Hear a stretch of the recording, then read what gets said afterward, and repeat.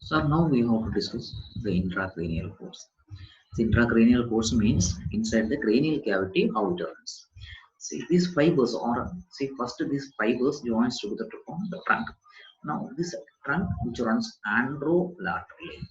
See this is the anterior part and this is a lateral part. So anterolateral means the same like forward and laterally. Okay. So andro it runs, this trunk runs anterolaterally and reaches a foramen. See here. See from this is what the foramen magnum and our medulla is located here, almost here in this region.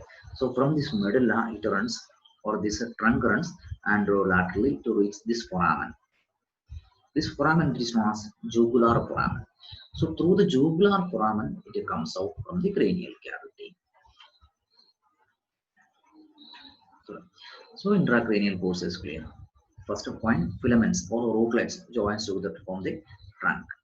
Okay, this is a trunk which runs forward and laterally to reach the jugular foramen through which it comes out from the skull.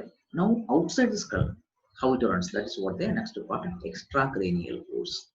Okay, see first point, outside the cranial cavity, it runs downward between, or descends. Descends means it runs downward between the internal jugular vein and the internal carotid artery. See, this is our glossopharyngeal nerve. This one is a glossopharyngeal nerve. So outside the cranial cavity, correct now. This is seen outside the cranial cavity. Okay. So first it lies between this vein and this artery. Means this is the internal jugular vein and this one is the internal carotid artery. So first it runs downward between the internal jugular vein and the internal carotid artery. That point is clear. Then it runs forward, winding from the lateral aspect of the stylopharyngeus muscle. Okay. So first we see this is a styloid process. This bony projection, this one is a styloid process. The muscle which is arising from the styloid process to the pharynx, that one is a stylopharyngeus muscle. We'll see that muscle here. See, this one is a stylopharyngeus muscle. So this narrow, glossopharyngeal narrow, first it was running downward. Then it turns forward, pointing around the lateral side. See, now you can see the lateral side of the stylopharyngeus muscle. So it turns this narrow, first it was running downward, then it turns forward, pointing around the lateral side of the stylopharyngeus muscle and reaches the submandibular region. See, here comes the mandible, and here this area, this is what the submandibular region. See, so first runs downward between the internal jugular vein and the internal carotid artery. That point is clear.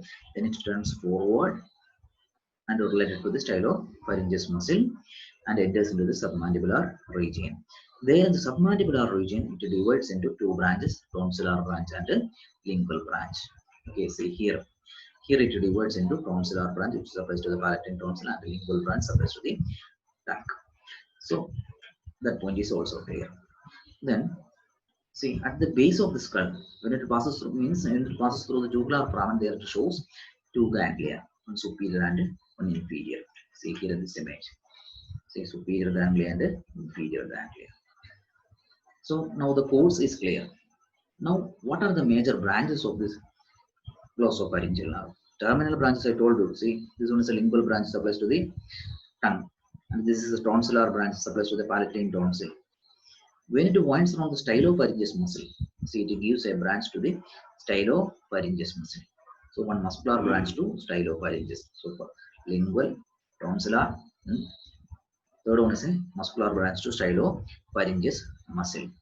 See when it descends, it gives a branch to the carotid sinus. Carotid sinus means this bulging which is seen in the carotid artery, internal, either internal carotid artery or in the common carotid artery. Okay, so anyway, this bulging, this is what the carotid sinus. So it gives this carotid branch supplies to the carotid sinus and the carotid body. Okay, so this is another branch, the fourth branch, carotid branch. Okay, then when it reaches the pharynx, it gives a branch to the pharynx. See, it winds round and reaches the pharynx. Now, stylopharyngeus means it's a muscle of the pharynx. So there it gives a branch to the pharynx, that is a pharyngeal branch. Then another branch, say from this